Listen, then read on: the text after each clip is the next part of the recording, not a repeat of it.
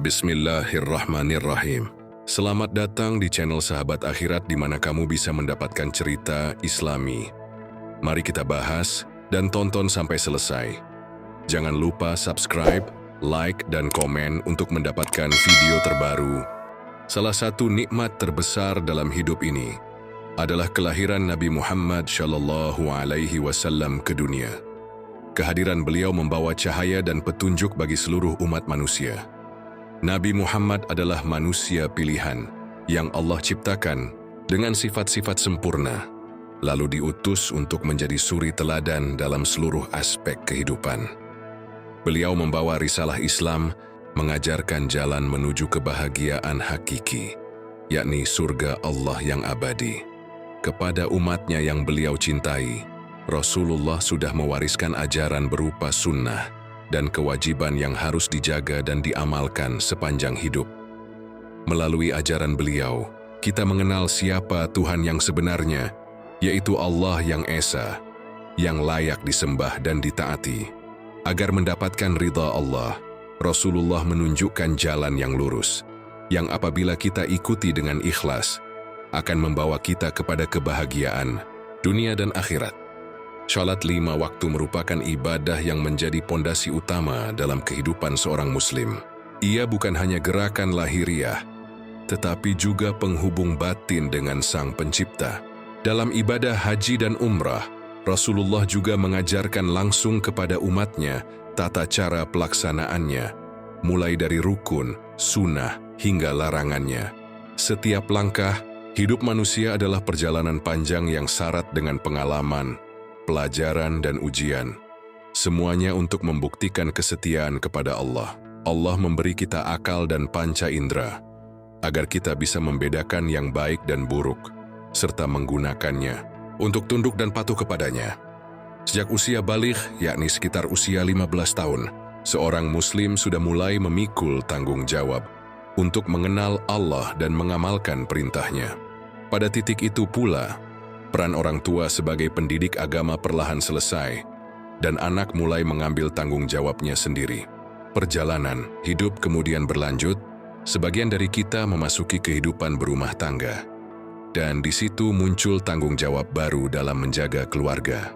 Dalam kehidupan rumah tangga, orang tua memegang peran yang sangat penting, terutama dalam membentuk karakter dan arah hidup anak-anaknya. Anak bukan sekedar anugerah atau penerus keturunan, tapi juga amanah besar dari Allah.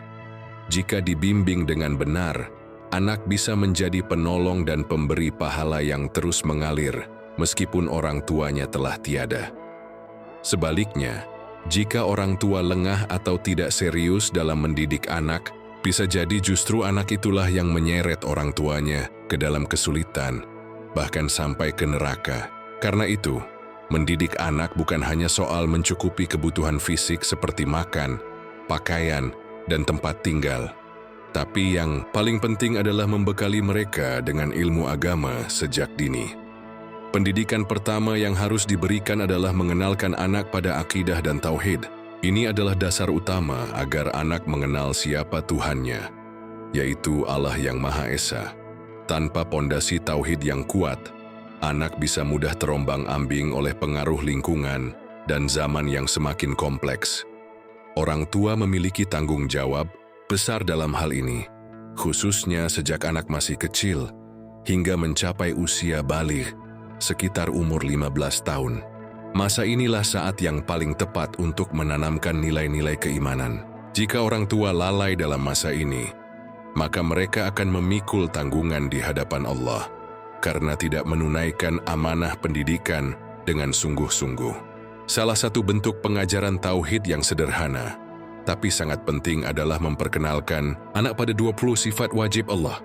Ini bukan sekadar hafalan, tapi sebagai dasar agar anak bisa memahami siapa Allah itu dengan benar.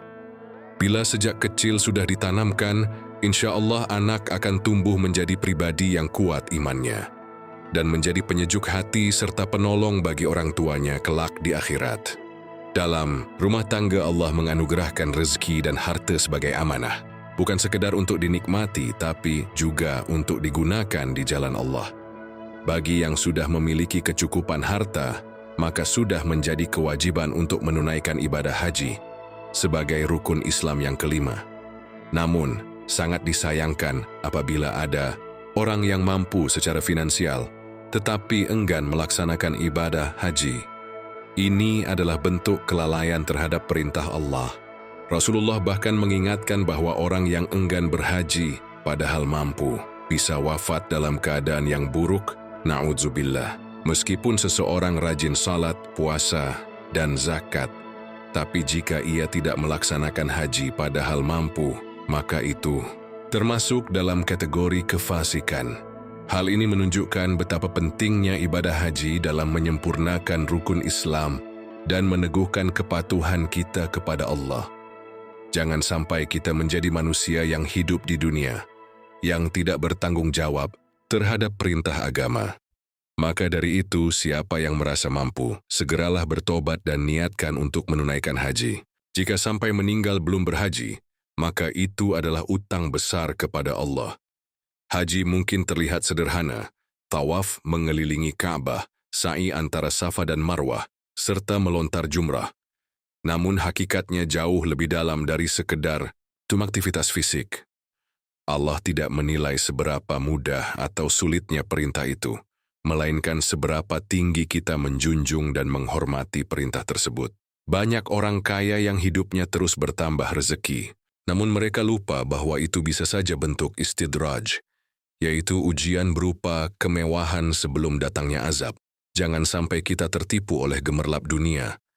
Dunia hanyalah tempat menanam amal untuk kehidupan akhirat yang kekal. Gunakan waktu dan rezeki sebaik mungkin untuk menyiapkan bekal pulang kepada Allah.